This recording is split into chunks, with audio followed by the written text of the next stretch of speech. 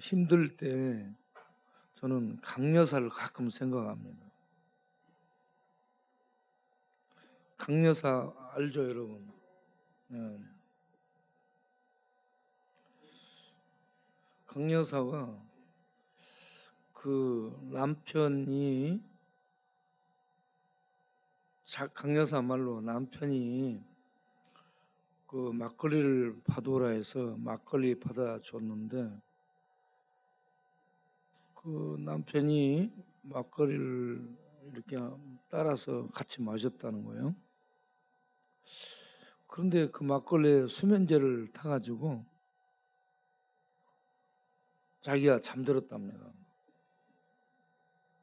그렇게 잠들었는데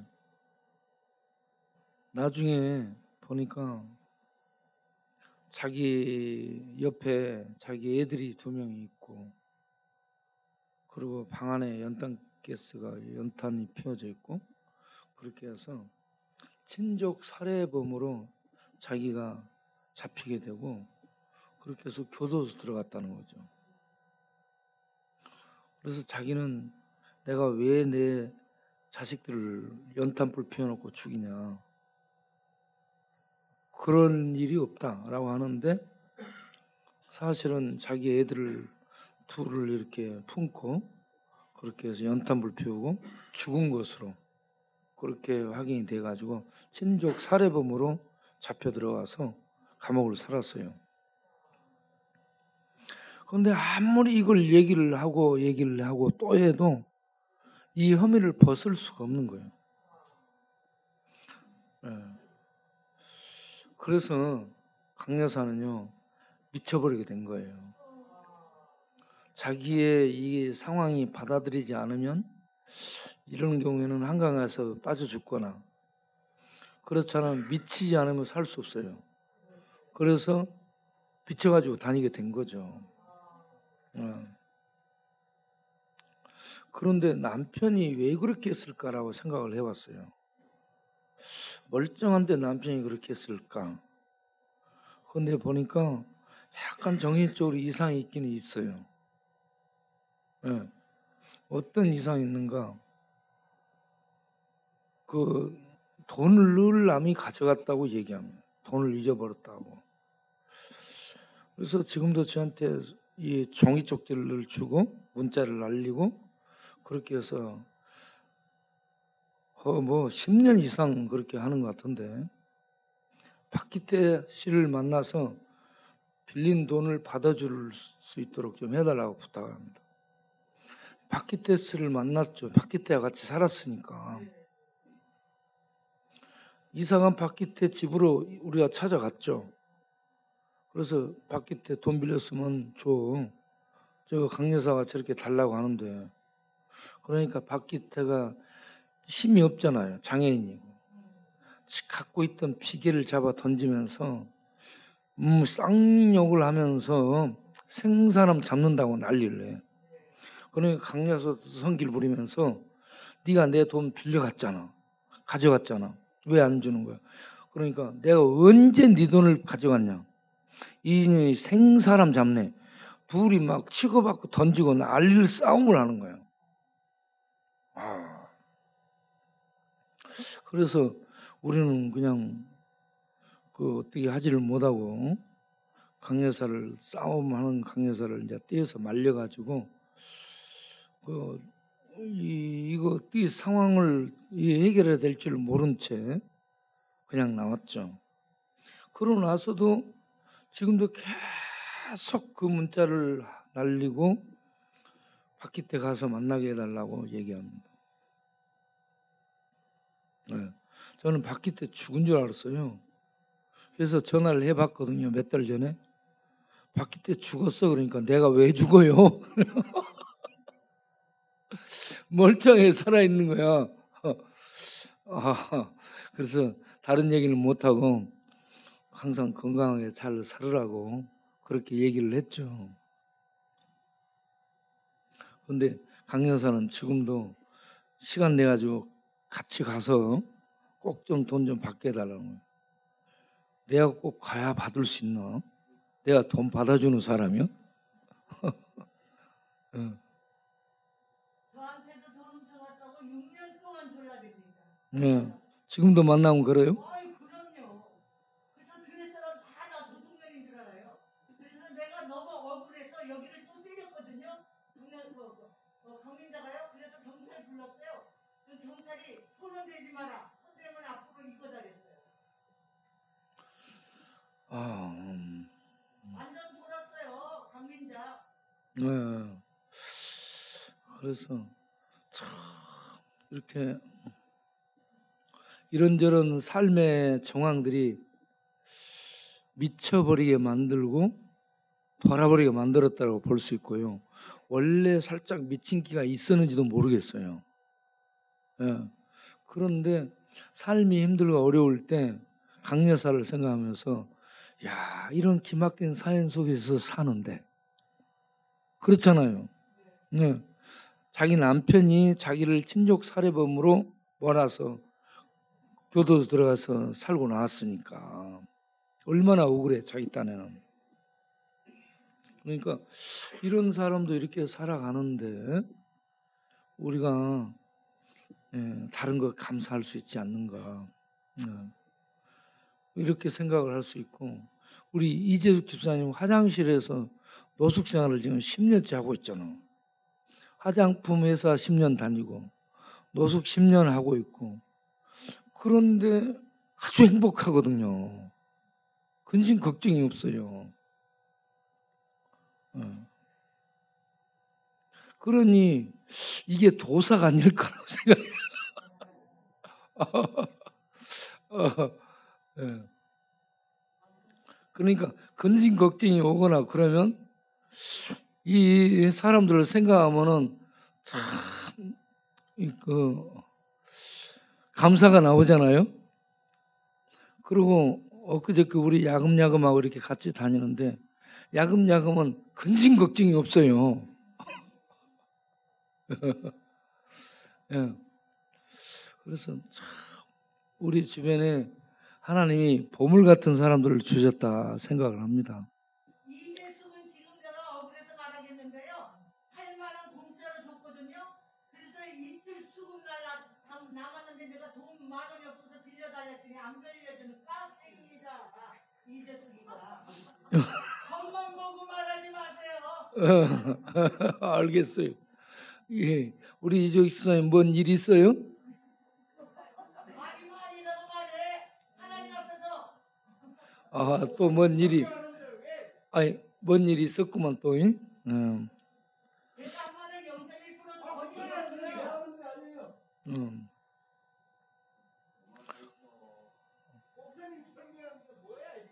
예. 아니 제가 물어봤으니까.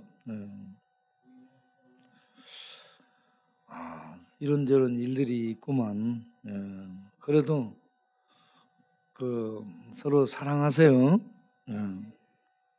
우리가 사랑할 수 있는 사람을 사랑하라고 하지 않잖아요.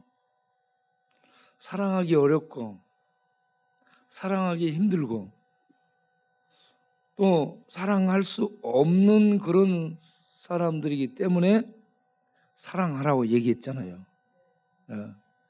그러면 이 사랑을 우리는 어디에서 배울 수 있어요? 예수님을 바라보면 예수님 하나님이 우리를 사랑할 만한 대상들이 돼요. 우리가 우리는 하나님의 사랑 받을 만한 자격이 된다고 생각하세요? 못 된다고 생각하세요?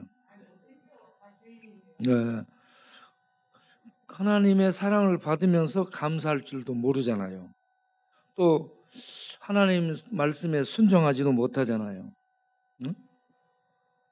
하나님 그 모든 일들을 대적하고 거스리고 거역하고 그렇게 해서 하나님 마음에 합당한 사람이 없는데 그런 우리를 하나님은 끝까지 사랑해 주시고 계시잖아요. 그리고 이렇게 도대체 자격이 안 된 우리들을 위해서 하나님이 그 아들을 보내셔서 아들을 십자가에 못 박아 죽이고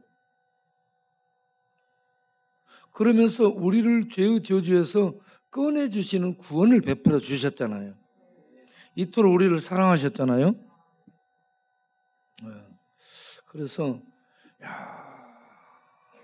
하나님이 우리에게 내 이웃을 사랑하라, 내 가족을 사랑하라, 내 원수를 사랑하라, 이방인을 사랑하라, 너와 상관없는 사람을 사랑하라 라고 말씀할 때 하나님이 그렇게 말씀하실 자격이 되잖아요. 왜냐하면 우리는 사랑받을 자격이 없는데 하나님이 사랑을 해주셨기 때문에 그 사랑을 우리가 확인하고 나면 하나님이 이렇게 말씀하시는 자격이 되시고 그 말씀을 따라서 우리가 살아가도록 해야 되겠구나 하는 생각이 들죠. 우리가 어디로부터 구원을 받은 거예요? 죄로부터 구원받았잖아요. 죄와 죽음, 저주는 지옥을 말하고 지옥의 저주의 죽음, 그 자리에서 건짐을 받은 것을 구원이라고 말하잖아요. 그런데 우리가 어떻게 우리가 구원을 받게 됩니까? 우리의 힘으로 구원받은 건 없잖아요. 우리의 선행으로 거기에서 지옥에서 건짐받을 자격이 없고 우리의 착함으로 건짐받을 자격이 안 되고 우리의 무슨 순종으로 건짐받을 자격이 되는 것이 아니죠. 하나님의 감당할 수 없는 사랑으로 지옥의 저주에서 건짐받게 되잖아요. 구원이라는 것은 죄와 죽음과 저주, 지옥의 심판의 그 구렁텅이에서 건짐을 받는 것을 구원이라고 말하는데 우리 힘으로는 아무도 거기에서 나올 수 있는 실력이 없잖아요. 힘이 없어요, 우리는. 그러한 우리를 하나님이 불쌍히 여겼죠. 불쌍히 여겨서 우리를 사랑해 주신 것이죠.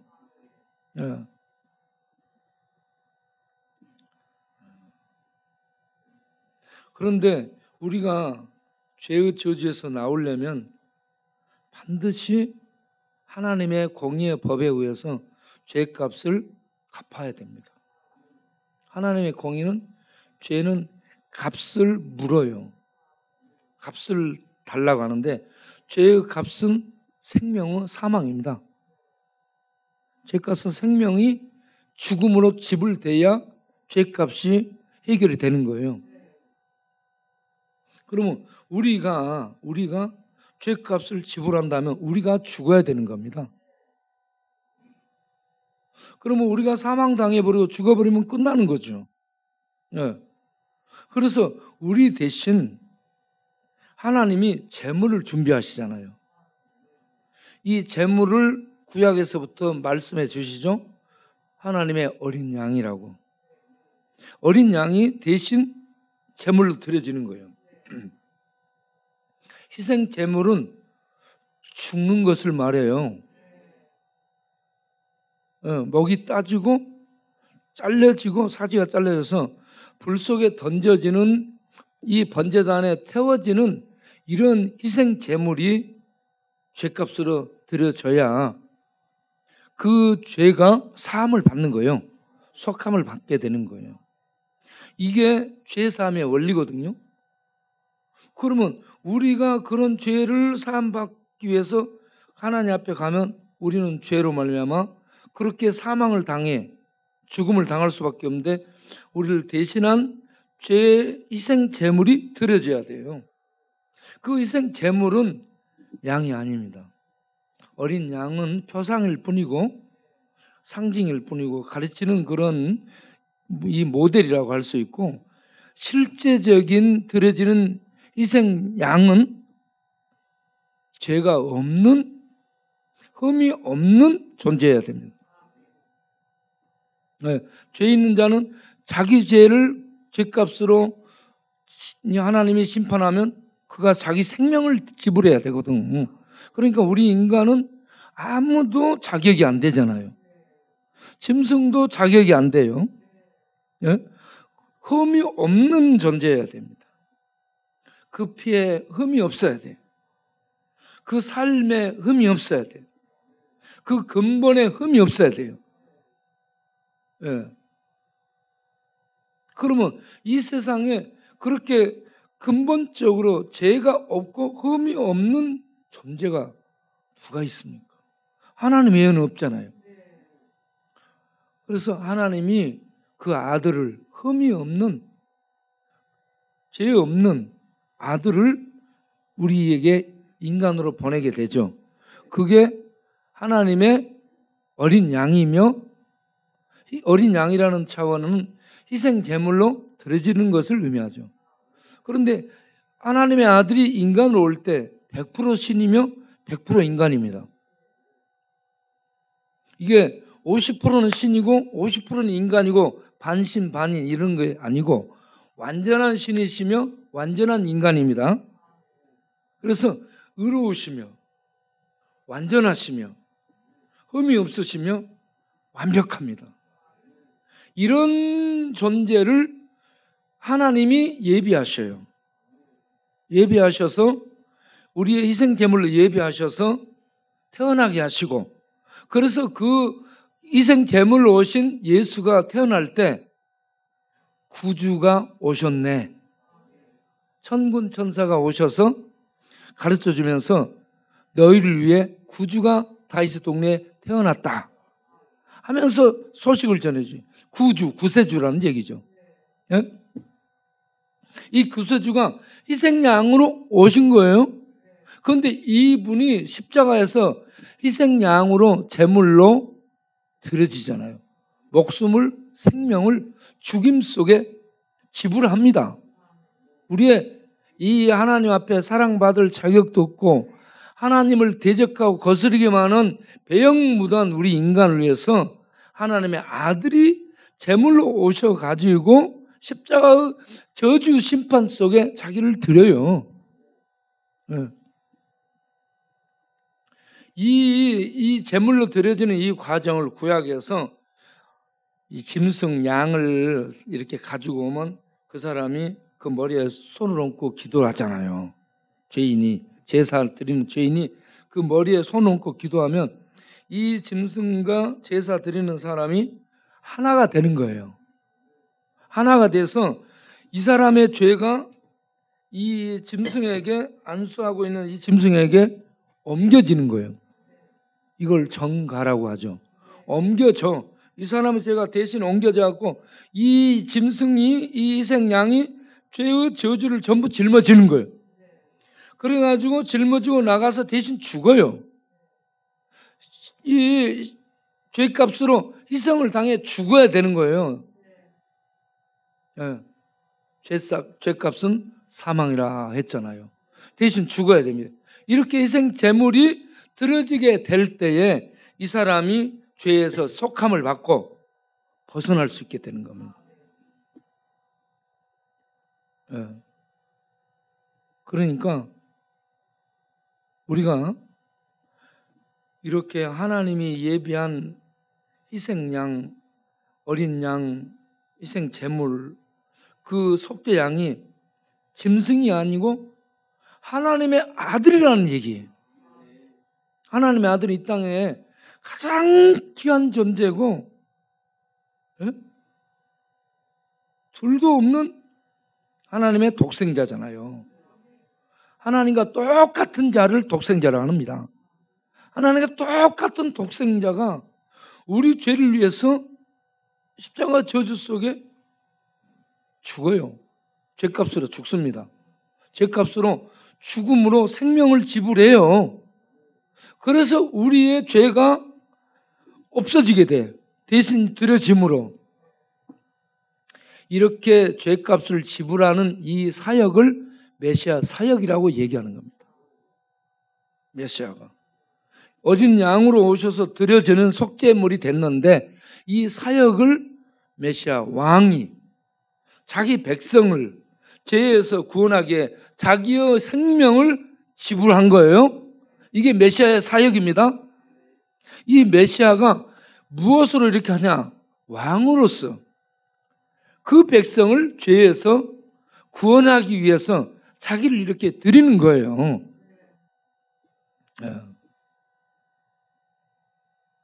이게 하나님의 사랑인데, 이런 하나님의 사랑 위에서 어린 양으로 오신 메시아가 자기를 죗값으로 지불해서 죽임으로 그 백성들, 그를 믿는 백성들이 죄에서 사함받고 하나님의 자녀가 되며 하나님의 백성이 되어서 하나님의 생명을 선물로 받고 하나님의 축복 언약 속에서 살아갈 수 있도록 새 백성을 만드는 일을 하나님의 사랑으로 하시는 겁니다. 이 하나님의 사랑이 죄인들을 향해 아무것도 따지지 않는 아가페 사랑입니다. 그래서 이 사랑으로 우리가 죄의 저주에서 구원받게 되었구나, 이걸 알고 나면 그때 하나님 아버지 감사합니다 하고 하나님 앞에 하나님이 이런 큰 사랑을 베푸셨으니 내가 하나님께 순종하고 살아야 되겠다라는 이런 마음이 생기죠. 그래서 하나님이 말씀하시니 내 이웃을 사랑하라, 내 자신을 사랑해라, 내 원수를 사랑해라. 그러면 하나님이 이토록 자격 없는 나를 사랑하셨다는 것을 알고 나면 그래, 하나님이 그렇게 하셨으니 내가 하나님 말씀에 순종해서 사랑해야 되겠다, 이런 마음이 들죠. 네. 그렇게 해서 우리가 남은 생에는 하나님이 이렇게 사랑하셨은즉 우리도 사랑하며 나도 사랑하며 살아야 되겠다. 예? 이런 자세로 살아가는 게 성도로서 아버지의 그 사랑의 모습을 따라서 살아가는 그런 이 하나님의 백성의 모습이라고 생각을 합니다. 그래서 우리가 정말 사랑하라고 말을 할 때 이 사랑은 인간의 일반적인 사랑으로 사랑할 수 없기 때문에 사랑하라고 말하는 거죠. 야. 그러면 그 사랑을 행할 때에 나는 그런 사랑받을 자격이 없는데 내가 그런 사랑을 받았네, 그러니 내가 사랑해야 되겠구나, 이런 마음이 들지 않습니까? 그래서 우리가 이 시간에 하나님의 사랑에 대한 찬양을 한번 해보겠습니다. 예수 사랑하심은 왜 날 사랑하나, 하나님의 그 크신 사랑, 이런 찬송을 해보도록 하겠어요. 예수 사랑하심은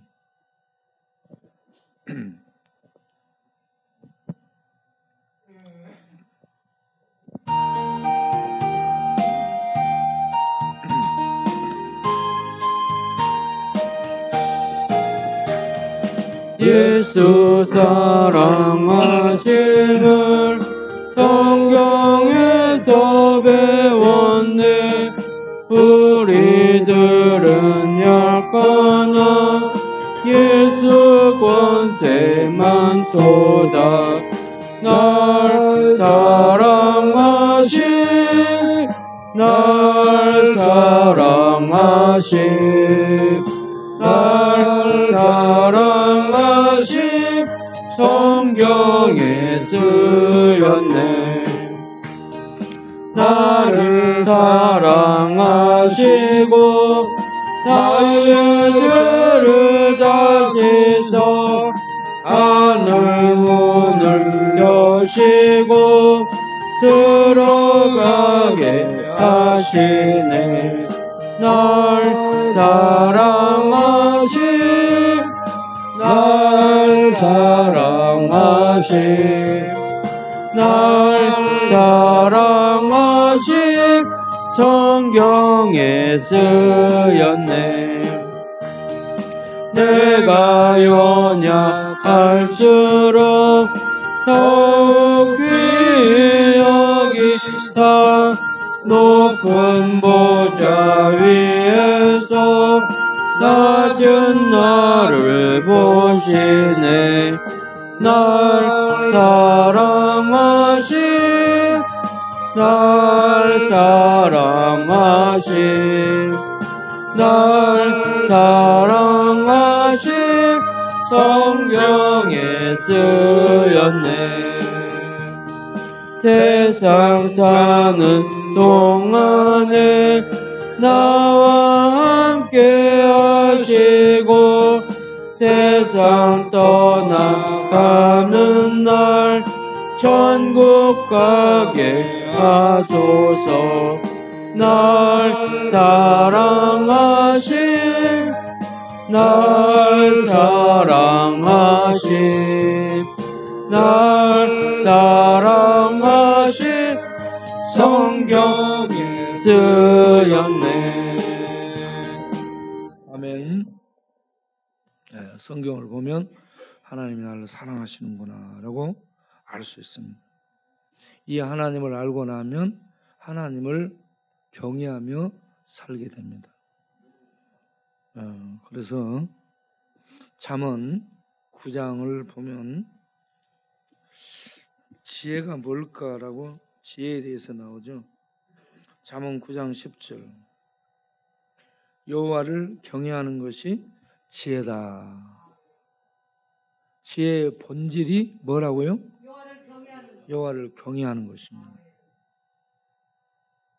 여호와를 경외하는 것이 지혜다. 세상 사람들은 지혜하면 똑똑함을 지혜라고 하죠. 그런데 성경에서 지혜가 뭐냐 바로 가르쳐 주는데 지혜는 여호와를 경외하는 것이다. 경외한다는 말은 하나님을 두려워한다라는 얘기입니다. 세상 사람들은 하나님 두려워하지 않죠. 그런데 예수님을 십자가에 죽이기까지 그렇게 우리 인간을 사랑하신 하나님을 알고 나면 죄에 대해서 이렇게 엄중하게 다루시는구나. 죄는 절대 용서 않는구나. 그러면 죄인은 반드시 심판하겠구나. 그러면 내가 심판받겠는데 벗어날 수 있는 길이 아들 예수를 믿고 예수로 내 죄값을 대신 지불해서 죄에서 벗어날 때에 이 엄정한 하나님의 심판에서 벗어날 수 있겠구나. 이걸 알 수 있게 되잖아요. 이런 걸 알고 나면 하나님은 죄를 간과하지 않는다. 간과한다는 건 지나치지 않는다. 죄는 반드시 심판한다. 때려 부순다. 죄는 때려잡는다. 네? 그러면 이 하나님 도대체 어떤 분이냐? 이 하나님이 어떤 분인가를 알고 그 하나님을 믿고 살아가는 것이 지혜로운 삶이 되리라고 믿습니다. 세상 사람 하나님 몰라요. 그리고 하나님에 대해서 생각할 때 귀신 정도로 생각하죠. 그리고 심리학자들은 없는 하나님을 인간이 편리해서 만들어 놓고 대상으로 생각한다. 이렇게 생각을 하죠. 그래서 하나님의 존재를 잘 모르는 겁니다. 그런데 하나님은 천지를 만드신 전능자죠. 만들어 놓고 이 모든 것을 운영하시죠. 밤낮이 돌게 하고 동서남 봄, 여름, 가을, 겨울 사계절이 돌아가게 만들고 이 비를 뿌려서 땅이 곡식을 내게 만들고 그리고 햇빛을 보내서 있게 만들고 이 모든 거 머리를 써가지고 우리 인간들이 개발해서 살아갈 수 있도록 은혜도 베푸시는 전능하신 창조주 경영하시고 운영하시고 보존하시고 이렇게 집이 있는데 집이 무너진다고 생각해 보세요. 불안해서 어떻게 삽니까? 높은 아파트 빌딩 올라갔어요. 한 60층 롯데가 몇 층에 100층 이상 되잖아. 그거 올라갔는데 이게 무너져 내린다. 얼마나 불안해요. 그런데 안 무너지잖아요. 사람이 건축 기술을 동원해서 빌딩을 세웠는데 안 무너지잖아요. 감사하죠. 그거는 잘못해가지고 삼풍백화점, 성수대교 전부 빼먹고 부실 건축해서 그렇습니다. 그러니까 부실 건축한 데는 무너지는 거예요. 우리 여짝 그 빨간 벽돌 건물 있잖아요, 동네. 이 지금요 여러분 살고 있는 곳 이게 무허가 건물이죠. 왜 그래요? 옆으로 기울어졌잖아. 이게 제대로 건축 자재가 들어가지 않은 겁니다. 그리고 기울어졌어요. 이게 전능하지 못한 인간이 만든 거기 때문에 그렇습니다. 그런데 하나님이 이 땅을, 우리가 살고 있는 이 땅을 견고하게 만들었어요. 땅의 기둥들이 무너지지 않도록 만들었습니다. 땅이 갈라지지 않도록 만들어놨어. 이런 땅에서 우리가 지금 살고 있잖아요. 이렇게 전능하신 하나님이 인간을 심판하시는데 이 하나님이 아들을 보내서 믿는 자를 구원하신다. 믿지 않는 자는 그대로 심판하신다. 어떻게 심판해요? 지금 이렇게 있는 세상 하늘, 이 푸른 이 베일로 이렇게 하늘을 둘러놓고 옷을 입혀놓고 땅을 견고한 기둥으로 세워서 흔들리지 않고 무너지지 않게 하셨는데 마지막 종말이 되면 이 우리 인간 세계를 구성하고 있는 모든 원소들이 다 불에 타고 풀어지고 없어집니다.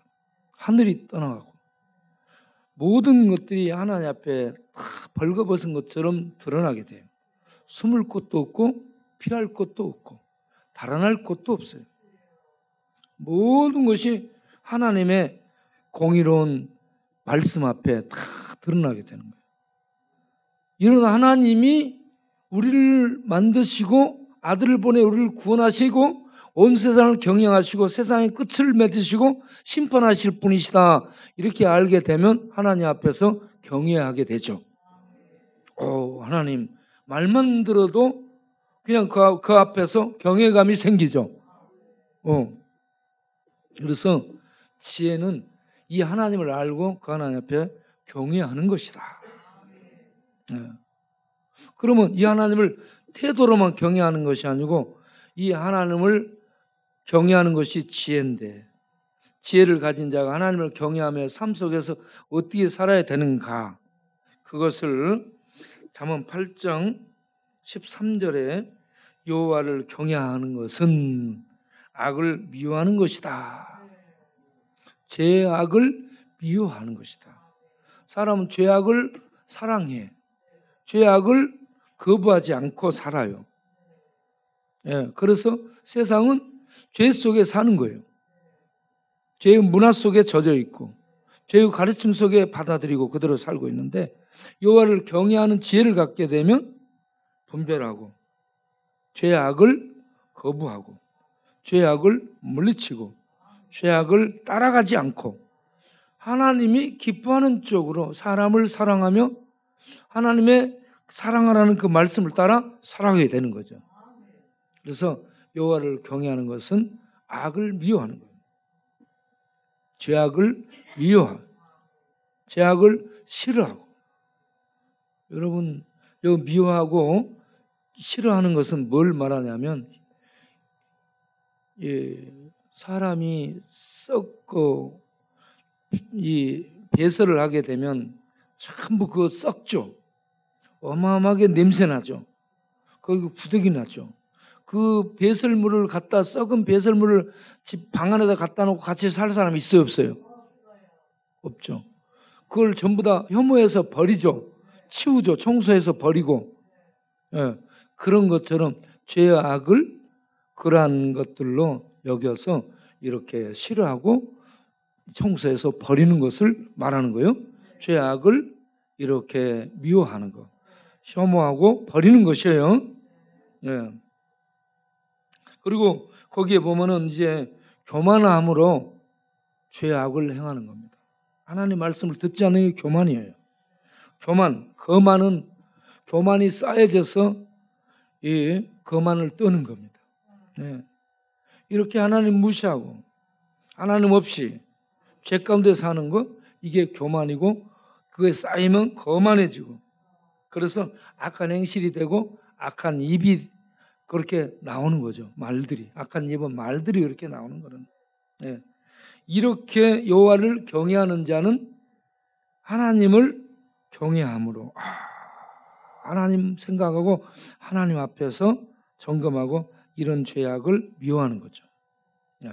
그렇게 삶으로 말미암아서 그에게 주어지는 것이 무엇인가?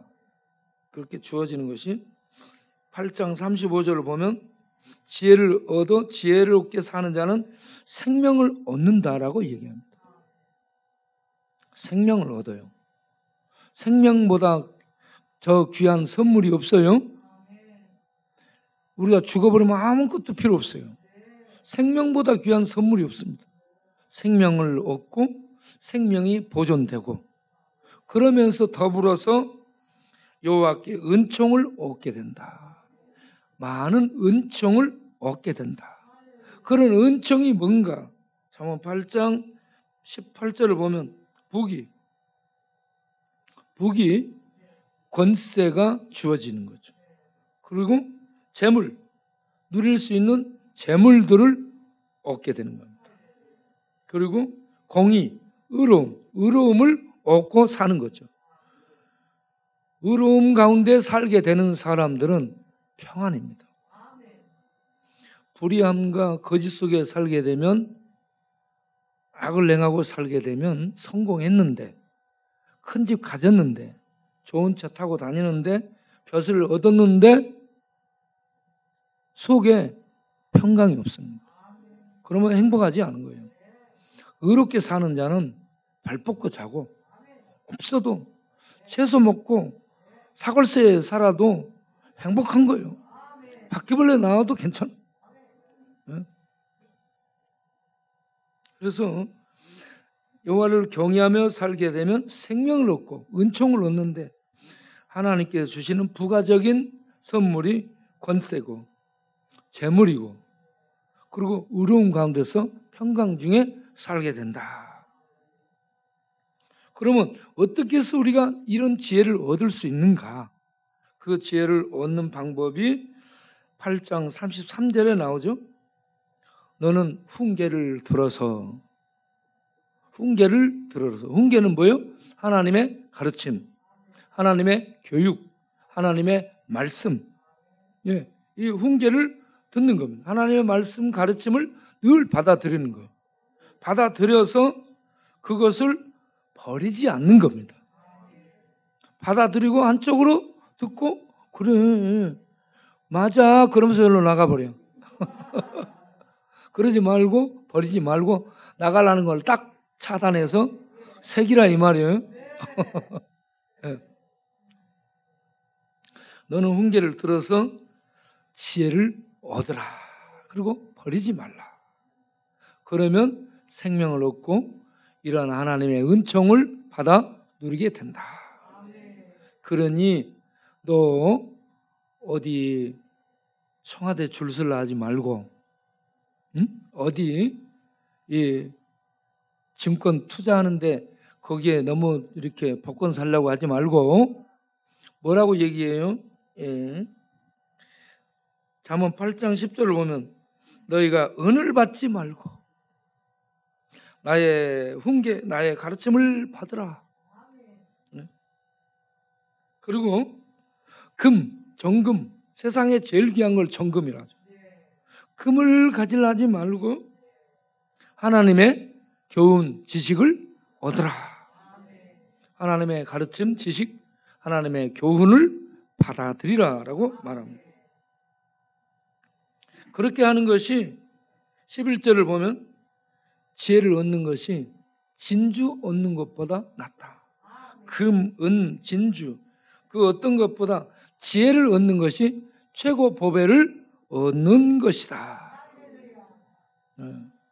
지혜는 여호와를 경외하는 근본이다. 여호와를 경외하는 근본을 얻으려면 하나님의 가르침을 받아들여야 된다. 그 가르침을 받아 지혜를 얻은 자는 진주보다 값진 것을 얻은 거죠. 지혜가 최고의 보배다. 그래서 인간 세계에서 원하는 그 모든 것과 비교해서 지혜처럼 값진 것은 없다. 그러므로 잠언 22장 보게 되면 6절에 잠언 22장 6절에 뭐라고 돼 있어요? 마땅히 행할 길을 아이에게 가르치라. 마땅히 행할 길, 하나님을 경외하며 지혜롭게 살 수 있도록 하는 교훈들, 가르침을 자녀들에게 가르치라. 어려서부터. 그걸 배우게 되면 3살 먹은 그 버릇이 8까지 간다 했잖아요. 어릴 때 그 말씀을 받아들여서 딱 새기잖아. 그러면 이게 죽을 때까지 간다. 그러면 죽을 때까지 그 하나님을 경외한 그 말씀을 떨어지 않고 살아가면 그 자식이 반드시 복되게 되리라. 이 말씀이 없이 막 살면 반드시 교도소 간다. 교도소 왔다 갔다. 아니면 알코올 중독자 병원, 정신병원에 왔다 갔다 한다. 네? 그러다가 뒷동네 노숙자 된다. 그러면 노숙자 되면 몸 아파, 또 골 아파, 허리 아파. 그래 영양실조. 그래 와가지고 그냥 그 날씨 추운 날 그렇게 방 안에서 동사한다. 그렇게 되지 않도록 여호와를 경외하는 법을 어려서부터 배워가지고 그 말씀을 따르도록 해라. 여기에 교훈은요, 교훈은 듣고 배우는 것을 반복해서 하는 것이고 이걸 훈련을 하는 거예요. 살도록 훈련을 하는 것까지 전부 포함되어 있습니다. 네. 듣고 그냥 버려버리면 안 되는 거예요. 네. 우리가 글을 배울 때도 글을 알기 위해서는 기, 역, 니, 은, 디 해가지고 이걸 계속 반복해 쓰잖아요. 그 다음에 거기다가 모음 갖다가 아를 붙이면 가, 나를 붙이면 나, 가, 다, 가나, 다 이렇게 되는구나. 이걸 알게 되잖아요. 그리고 이걸 계속 반복하잖아요. 이걸 반복을 안 해놓고 글을 못 읽으면 차 타고 다니면서 옆에 있는 걸 읽어야 돼.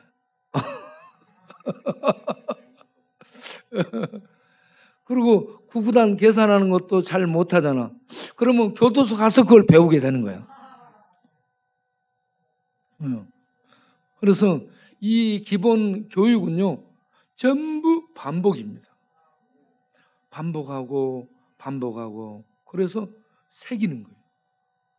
그런데 어려서부터 그걸 못했잖아요. 그러면 이제 나이 든 상태에서 이걸 대하게 됐어요. 나이 들어가지고 이걸 성경을 대했어요. 늦었구나. 내가 정말 어렸을 때 뭐 했나. 그렇게 이제 후회가 되잖아요. 그렇지만 나이 든 그 상태, 그 말씀을 대한 그때부터라도 이 말씀을 정금보다 귀하게 여기고 받아들여서 살게 되면 짧은 생을 살지라도 빛나는 가치 있는 삶을 살게 되는 겁니다. 네.